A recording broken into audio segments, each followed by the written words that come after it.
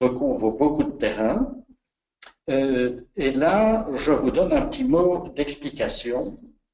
Cette fibre est fragile et c'est la raison pour laquelle les fabricants de tapis mentionnent dans leur cahier de charge qu'en dessous d'une température de 2 degrés centigrades, il n'est pas conseillé de fouler le terrain.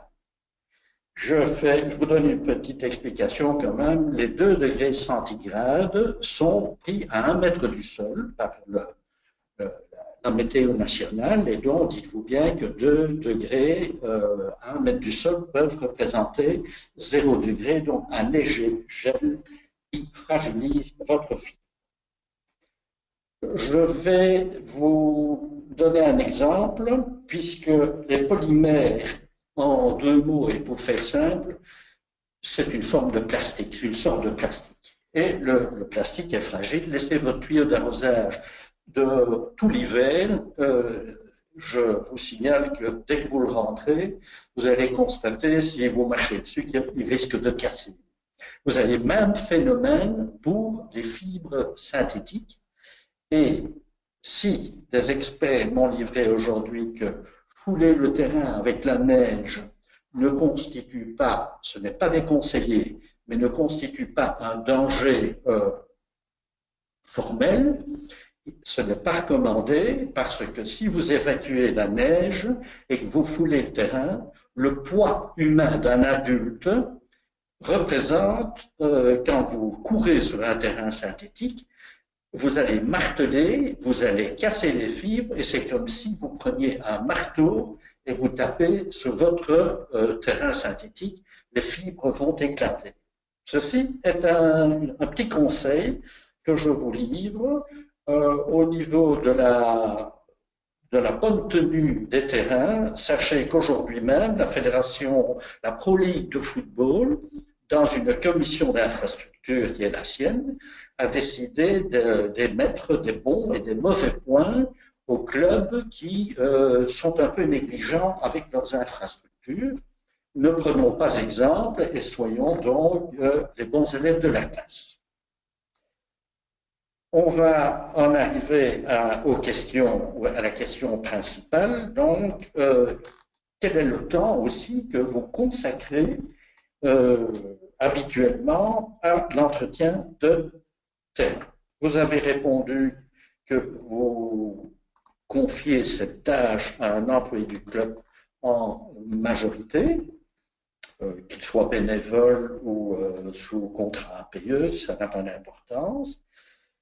Si vous ne faites absolument rien, là, il est indispensable, vu l'investissement, d'y penser sérieusement. Maintenant, il est bon de répondre à une question ici. Combien de temps et quel est le programme consacrez-vous à cette tâche et établissez-vous un programme hebdomadaire, mensuel ou annuel pour ces différentes tâches? N'hésitez pas à répondre à la droite de votre écran. Alors, nous allons dans les tâches et le planning, il est plus cohérent d'effectuer les tâches, je vais dire, à la carte. À la carte dans le sens où il faut répondre aux questions et aux problèmes plutôt qui se posent au moment même. Et là, on va aborder les grands ennemis du terrain synthétique. Il y a une saison, la chute des feuilles, mais que le terrain soit entouré d'une forêt ou de 5 arbres ou d'un seul, vous allez avoir une chute des feuilles. Je vous rappelle qu'une feuille qui tombe sur un terrain synthétique ou ailleurs se décompose assez rapidement, crée ce qu'on va dire, ah, il y a de la boue sur mon terrain. C'est en fait un phénomène de photosynthèse et la feuille, en se décomposant, s'imprime carrément, vous pouvez parfois en faire le contour et s'imprime carrément sur le terrain. Il est donc impératif d'agir rapidement. La première solution, vous avez la photo à l'écran. La solution économique, c'est de confier à votre homme de main, de confier un souffleur avec un moteur thermique, c'est quand même plus facile qu'avec un fil électrique, et qu'il souffle en dehors de la surface de jeu toutes les feuilles. Vous rassemblez ça dans un coin, mais vous évacuez les feuilles. Elles ne peuvent pas rester parce que vous allez avoir une pourriture végétale, donc à éviter. Ceci est une première phase, si vous en avez peu. Alors, c'est un investissement qui est peu coûteux, je dis bien, vous achetez ça dans toutes les grandes surfaces et vous en avez peut-être pour 300 ou 400 euros. Voilà. Alors, on arrive au terrain qui nécessite bon, un travail plus rude, plus dur, parce qu'il y a beaucoup de feuilles. Et là, il y a des machines professionnelles qui sont d'ordre de 3 000 euros, donc avec un moteur thermique aussi, 5 chevaux pour avoir une certaine puissance d'aspiration. Un bac récolteur est indispensable. Et là, vous essayez d'aspirer en ligne les feuilles qu'il y a sur votre terrain. Ça va aspirer en même temps d'autres petites, je vais dire, cochonneries qui traînent sur le terrain. Et l'achat de cette machine est quand même relativement vite amorti pour les clubs qui ont pas mal de feuilles aux environs immédiats. Et il est donc indispensable que vous passiez avec cette machine pour évacuer les feuilles. Mais là, c'est à la carte. Vous les voyez arriver et vous procédez à l'enlèvement. Une autre étape aussi est la balayeuse. Vous en avez une vue ici. La balayeuse, l'achat de départ d'une balayeuse est aux environs également de 3 000 euros. Alors, la balayeuse, vous allez constater sur votre terrain également qu'il y a des petites brindilles. Il y a également peut-être des tapes, il y a également une pollution. Et la balayeuse a également servi d'éliminateur, je vais dire de récolteur plutôt, d'algues.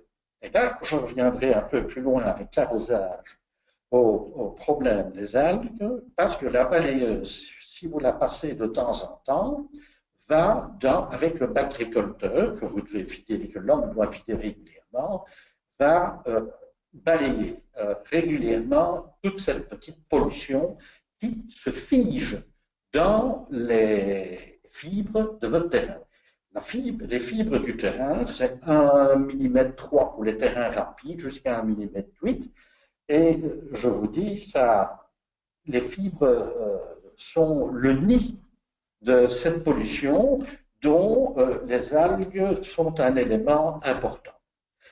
Les Hollandais considèrent que les algues sur le terrain sont le fléau de leur terrain. Les algues proviennent, c'est une semence qui circule dans l'air et qui vient se nicher dans les fibres, dans votre terrain synthétique, et vous avez l'impression que c'est assez boueux. En fait, c'est à ce moment-là que vous voyez apparaître cela et que vous devez procéder à un arrosage avec des produits spéciaux. Et la balayeuse, elle, va être en front line pour enlever de manière récurrente ces produits, cette pollution d'algues dans votre terrain. Donc, c'est assez indispensable parce que vous risquez un colmatage qui prête la conséquence plus tard pour votre drainage. Alors, on en vient également au grand nettoyage, comme on dit à la maison, parce que même chez vous, si vous avez un jardin, vous constatez que vous avez de la mousse dans votre gazon. Donc, on emploie des produits, effectivement, comme du sulfate de fer pour tuer la mousse, mais la mousse qui est là, comme les algues, si elle est là, il faut l'enlever. Et donc, il est nécessaire aussi de faire un travail en profondeur assez conséquent, qui a un coût, on vous l'a mentionné ici, c'est un travail qui peut durer parfois plus d'un jour en fonction de l'importance de la pollution qui est découverte dans votre tapis. En général, on externalise ce travail. Bon, on a pensé en Hollande, je vous dis, ils mutualisent parfois les machines. Donc, il y a une machine qui sert à plusieurs clubs, qui convient à plusieurs clubs. Nous n'en sommes pas encore là, mais c'est une piste à rechercher dans le futur. Cette machine est en fait, bon, pour faire simple, un genre de... C'est un tracteur, effectivement, il y a un certain poids. Et à l'avant, vous avez, je ne vais pas appeler un karcher, parce que la pression n'est pas aussi importante, mais on injecte de l'eau. On peut y ajouter un produit fongicide et il injecte de l'eau qui remue les fibres et fait remonter la pollution végétale, la mousse, les algues, qui, elles, sont balayées. Il y a des machines également qui sont munies d'un aspirateur. Et vous avez le réservoir de fin du tracteur qui, lui, récolte. Mais là, bon, tout ce qui est, c'est un réservoir de 600-700 litres. Donc, c'est assez important. Et là, vous avez trouvé un endroit, effectivement, pour faire la vidange dans les clubs. Parce que vous allez y découvrir un potage aux légumes assez conséquent. Il faut malgré tout être prudent avec cette machine parce qu'il y a des tapis de diverses sources, c'est-à-dire on va appeler le tapis semi-mouillé ou mouillé, il y a les tapis posés, on y reviendra, et les tapis clipsés, donc on ne fait pas, avec ce tracteur, on ne fait pas fangio dans les virages. Donc il faut être prudent, on prend des virages, des courbes quand même raisonnables afin de ne pas tirer le tapis ou de créer des plis qui arrivent souvent sur des tapis posés. Ne pas le faire, je ne vais pas dire que c'est irresponsable, mais vu l'investissement, vous risquez, si vous ne faites rien, à un colmatage rapide et avoir un drainage déficient à court terme. Donc, vous avez une petite averse brutale et vous vous apercevez que l'eau stagne longtemps sur votre terrain. Dites-vous que la sonnette d'alarme est tirée et qu'il faut procéder à un entretien conséquent et en profondeur. Si vous ne faites rien non plus, vous diminuez carrément la durée de vie de votre terrain.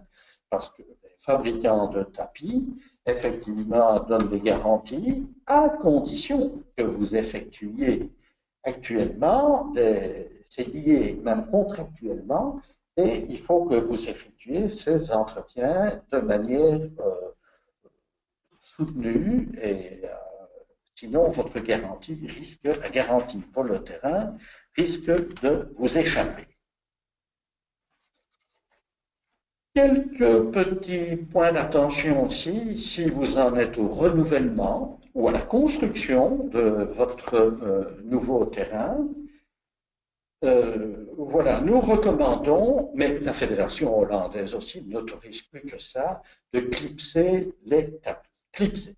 Ça veut dire qu'il y a une goulotte tout autour du périmètre qui permet de fixer le tapis pour qu'il ne bouge pas ou quasi pas. Je ne vais pas dire que la perfection y est, mais de toute manière, les tapis de la première génération qui étaient des tapis posés présentaient quand même à échéance courte des plis. Alors, les plis dans les tapis, bon, il y a trois raisons.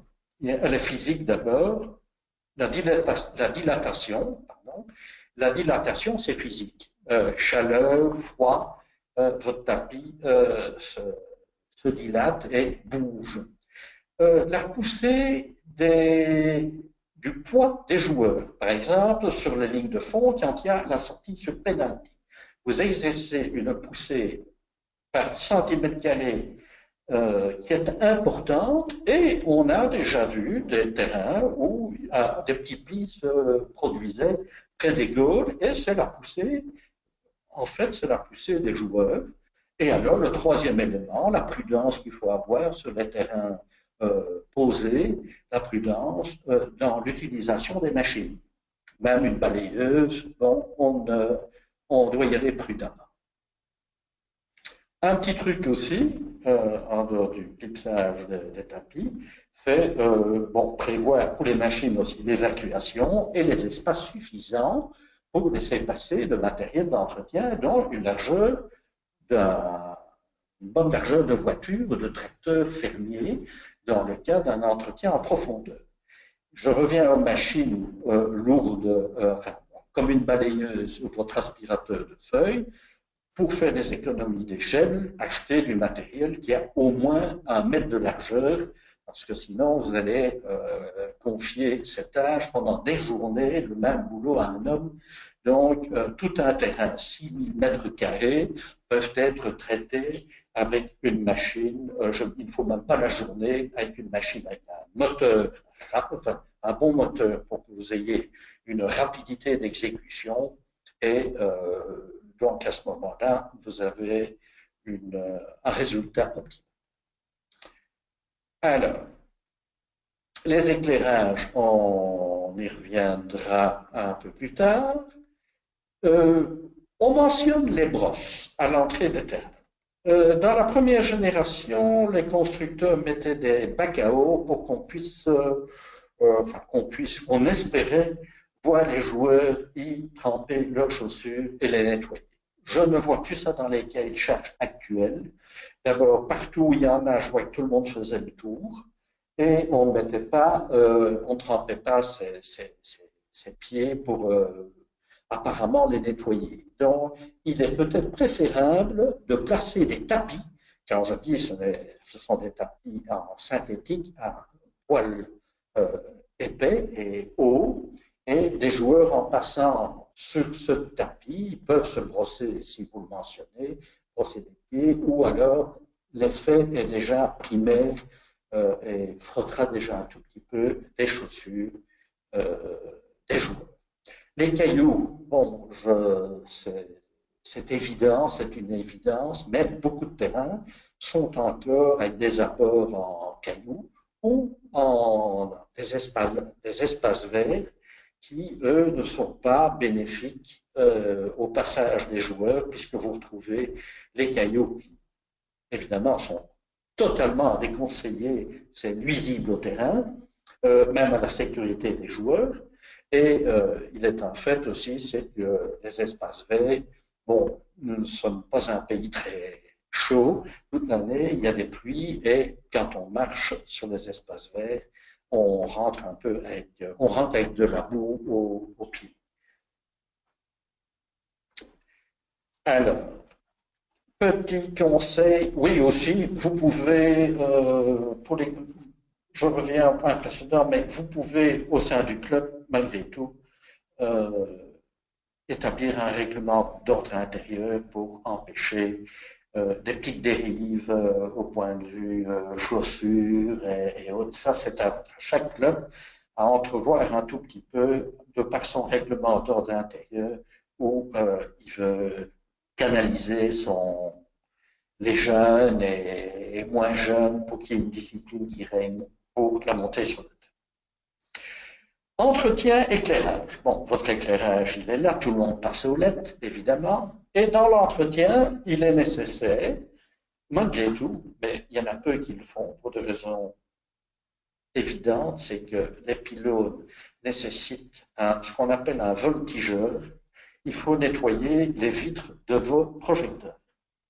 Et donc, il faut un voltigeur. Il y a quelques sociétés ou parfois des communes ont un voltigeur, puisque les communes placent des éclairages de Noël sur des nacelles, mais là, vous vous renseignez, mais il est utile de nettoyer les vitres parce que vous avez une déperdition de clarté avec les projecteurs. Donc, possibilité de répartir l'éclairage, c'est un fait, ça c'est l'étude préalable qui le définit. Et le passage au LED maintenant est plus ou moins généralisé. Il y a effectivement un coût énergétique qu'on disait au départ de 50%, mais on réalise que ce n'est pas tout à fait le cas, mais ce n'est déjà pas mal puisqu'on est quand même à des réductions, des économies, j'ai dit, de 15 à 20%. Ce n'est pas la priorité première des installateurs, il faut bien le dire, de mettre du LED parce que si vous devenez un bon client LED, vous ne voyez plus, vous n'avez plus de problème pendant 10 ans. Par contre, avec les anciennes installations, il est de plus en plus compliqué et difficile de trouver sur le marché des anciennes ampoules, les classiques ampoules dites au sodium. Donc là, effectivement, le passage se fait en douceur avec le LED. Pour toutes les nouvelles installations, ça va de soi. Installation subsidiée aussi, il est clair qu'il faut y passer. Alors, le prix de la consommation est un peu difficile, oui. J'ai vu des exemples où ça dépend de la fréquence d'utilisation, chaque club a ses entraînements, son nombre de membres, et on arrive à entre 1500 et 2000 par mois, dans certains cas, 2000 euros par mois, ce qui est quand même très élevé. Et bon, si on passe au LED, effectivement, l'économie, vous en faites vous-même le calcul. Une installation nouvelle, bon, dans les devis qu'on voit de l'ordre de 90 000 euros. On passe à l'arrosage. L'arrosage. Bon, les nouvelles installations sont dotées actuellement d'un système d'arrosage avec, on va dire, un tableau de bord électronique qui permet d'arroser à la carte. À la carte, c'est-à-dire la quantité, il y a programme 1, 2, 3, et là, vous mettez plus ou moins, et vous pouvez répartir votre arrosage également sur une partie du terrain. Vous pouvez contrôler sur le tableau de bord si le remplissage de vos citernes se fait correctement. Donc, ce sont des éléments importants pour le faire. Les nouvelles installations permettent aussi de procéder à l'arrosage au moyen de votre téléphone portable. Vous mettez un code qui est défini entre vous et vous pouvez mettre l'arrosage en route. Donc là, c'est pour le journalier. Bon, des terrains nécessitent plus d'arrosage. Et bon, en été, il est un fait, c'est que d'après la fibre, vous devez arroser plus souvent parce que bon, l'arrosage donne à la fibre un confort de jeu, une qualité aussi, mais un confort de jeu. Et l'élément déterminant, si vous couplez votre système d'arrosage avec une petite citerne qui contient les produits phyto pour éliminer vos algues, vous avez un programme sur ces systèmes d'arrosage qui vous permet de l'enclencher et à ce moment-là, il est suggéré de mettre ce système en route le soir. Donc, pas pendant la journée, parce que pendant la journée, en plus, si vous êtes en plein soleil, vous donnez l'occasion à toutes les mousses et autres algues de croître, d'autant plus que vous leur donnez de l'eau, comme vous donnez de l'eau à votre plante. Donc, il est recommandé, suggéré par les fabricants et les gens qui vendent les produits fongicides et anti-algues, et il est suggéré donc de le faire le soir. Et bon, et là, vous n'avez pas de joueurs non plus sur les terrains. Donc, il est assez important de le savoir. Le boîtier, bon, on vous a mis le prix, mais ça fait partie maintenant, je dois dire, du devis qui est fait par les sociétés qui installent les nouveaux terrains, les nouveaux systèmes d'arrosage. Dans les systèmes d'arrosage, vous savez qu'il y a deux types. Il y a les arrosages, disons, en surface aérienne et les arrosages les flip-flops qui viennent du sol et mais dans les deux cas, les produits sont injectés dans le système en lui-même. L'eau, effectivement, l'eau, vous devez la prélever de préférence dans le sous-sol, dans notre cher sous-sol belge, qui contient beaucoup d'eau, et plus que dans certains pays.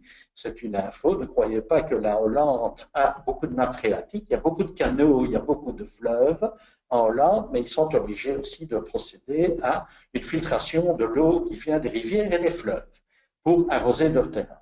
On a moins de problèmes, mais effectivement, on réalise une économie d'eau qui est appréciable. Okay. Alors, après l'arrosage, bon, vous savez bien qu'au niveau de la discipline, on l'a déjà soulevé.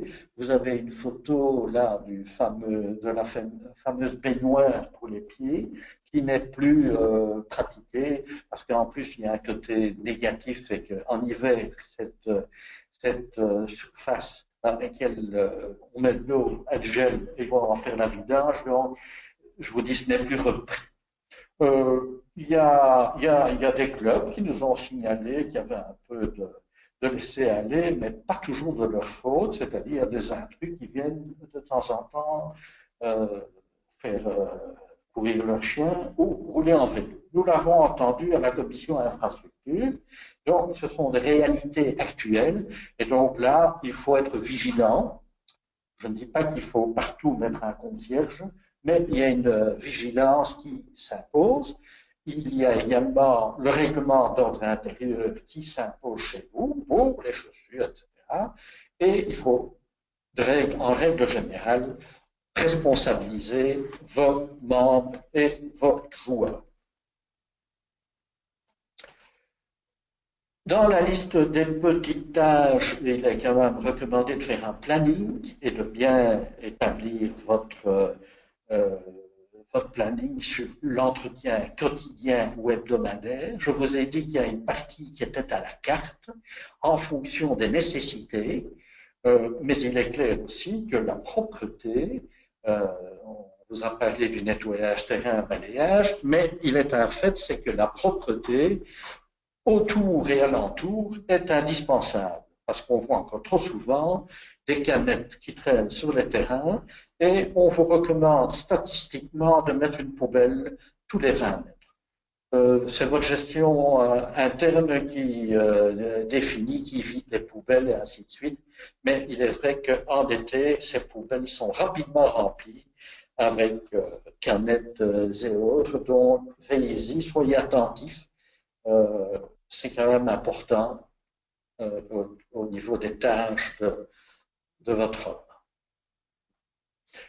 Vous savez bien qu'un club qui a 2 terrains à entretenir, bon, a besoin d'un homme à mi-temps, certainement. Ça, il faut retenir cette statistique, je vais dire. Alors, il y a votre planning sur l'année ou ponctuel, des choses qui se font une fois par an, on peut voir, en fonction aussi de ce que vous constatez. Et il y a des interruptions classiques qui vous permettent, entre autres, comme on a parlé, de faire le gros entretien, qui, dans certains cas, parce qu'on a découvert des terrains qui, effectivement, sont dans un état relativement déplorable. Sachez que des terrains qui ont à peine 10 ans sont à la limite aujourd'hui, faute un tout petit peu d'entretien, mais sont à la limite, je ne vais pas dire de la praticabilité, mais on pense déjà après 10 ans sérieusement à remplacer le tapis.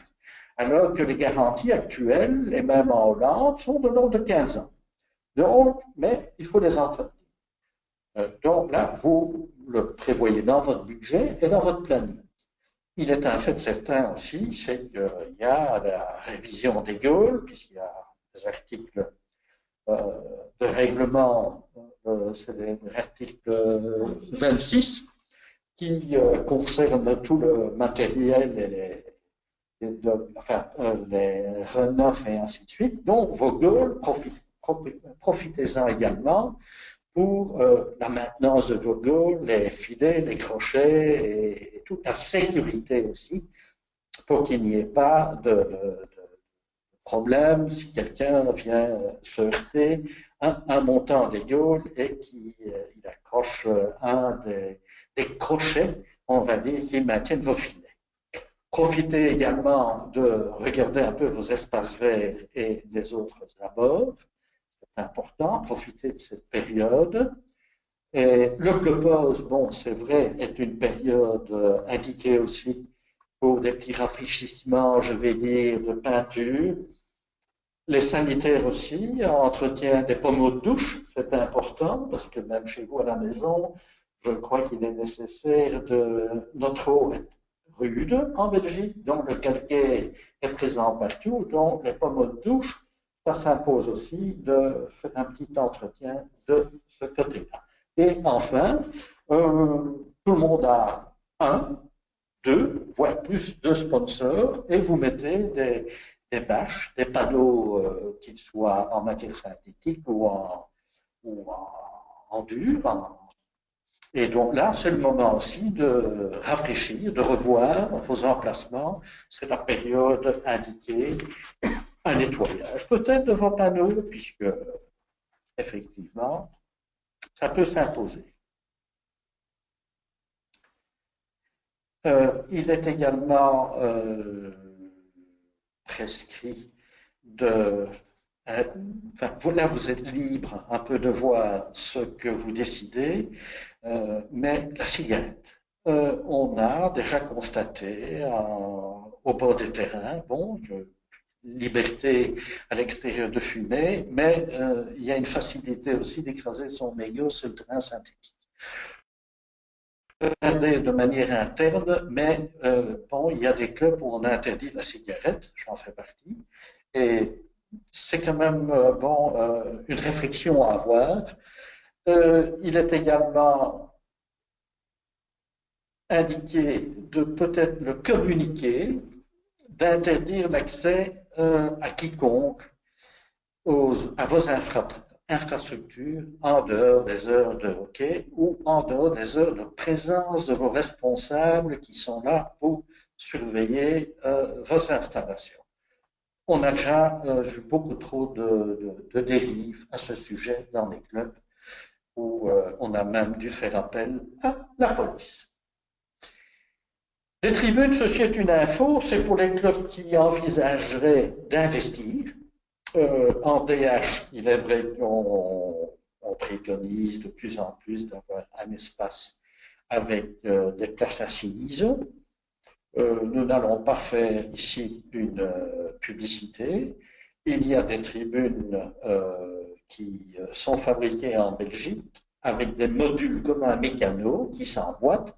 Et donc, il y a la possibilité d'avoir les dimensions requises en hauteur, là aussi, en largeur et en longueur. Pour vous donner une indication, 300 places assises reviendrait à donc ces 41 000 et quelques plus TVA total 50 000 euros. C'est un investissement, mais qui mérite d'être probablement envisagé à terme, puisque notre hockey national bon, est en pleine mutation vers le haut, disons, et au niveau spectateur également. Et je crois qu'il faut donner un petit confort, un certain confort même, aux spectateurs. Et on a mentionné également l'accès aux personnes à mobilité réduite. Je crois que tout le monde a droit à venir voir un match de hockey ou quel qu'il soit, même dans tous les sports. Et on peut faire placer un petit accès entre les tribunes ou à côté avec un plan incliné qui permet aux gens d'être au-dessus de la clôture et d'avoir une vision qui est calculée même au laser où la personne assise, on a fait une étude et voit directement toutes les lignes de touche. Donc, les spécialistes de ces tribunes sont à même de venir faire les études qu'il faut et de vous remettre des devis. Il est important aussi, en cas d'installation, de faire valider la stabilité, c'est-à-dire par les bureaux agréés, on va dire, on ne va pas citer, mais il y en a des célèbres qui viennent la fixation des tribunes, la stabilité, il est évident que ces tribunes nécessitent une assise, une fondation, en général une assise en béton, sur laquelle on peut tout installer et fixer. Merci beaucoup Jean-Luc pour Jean-Pierre, pardon, pour toutes ces informations. Jean-Pierre est toujours à votre disposition si vous avez des questions. Vous pouvez poser vos questions maintenant. On va juste terminer par un dernier petit sondage. Quel budget dans votre club consacrez-vous en moyenne à vos infrastructures? Bon, c'est pas facile à calculer, mais pour les clubs qui n'ont pas encore de terrain, quel budget pensez-vous que vous consacrerez à vos infrastructures? On se rend compte que c'est pas facile de déterminer une moyenne, mais les coûts sont parfois plus élevés que ce que vous pensez. Je vous invite à répondre au sondage. Je vois que la plupart est dans la fourchette 5 000 à 10 000 euros. C'est exactement ça, puisque on estime en moyenne, Jean-Pierre, 7 500 euros pour l'entretien d'un terrain. Mais c'est l'entretien et il faut exclure l'achat et l'amortissement de machines. Très bien. Vous voyez là le résultat qui s'affiche. Donc, la plupart des clubs consacrent ou pensent consacrer pour leur futur terrain en moyenne entre 5 000 et 10 000 euros. Alors, on a plusieurs questions qui sont posées. Par exemple, est-ce qu'il y a une procédure spécifique pour avoir l'accès aux nappes phréatiques lors de la construction d'un terrain? Effectivement, il y a une procédure qui peut être engagée. Et la procédure, c'est la région wallonne, à laquelle on fait la demande. Et c'est sous forme d'un permis. Maintenant, il est clair qu'il y a parfois déjà des installations sur lesquelles on vient se ponter et qui alors ne nécessitent pas nécessairement de recourir à un nouveau puits à creuser. Mais en principe, il y a une petite demande à faire à la région dans laquelle le club se trouve. Okay. Et à la commune aussi. La commune, effectivement, elle va émettre son avis parce qu'il y a des clubs qui ont un sous-sol schisteux et qui, à ce moment-là, peuvent nécessiter un forage un peu plus acte. Et voilà, ce sont les seules différences, mais il y a les spécialistes. En général, les firmes qui font les arrosages ou l'entreprise générale, les bureaux d'études font à même de vous dire, mais il y a une demande qui peut être formulée. Alors, une seconde question, est-ce que tu peux confirmer le coût de l'électricité mensuelle pour l'éclairage? 1 500 euros par mois par terrain? C'est-à-dire, moi je prends un exemple, mais il n'est pas bon, parce que j'ai pris un exemple sur des clubs où il y a une fréquence importante et où tout n'est pas totalement en LED. Donc, c'est variable. Donc là, je ne peux pas, et il y a la fréquence.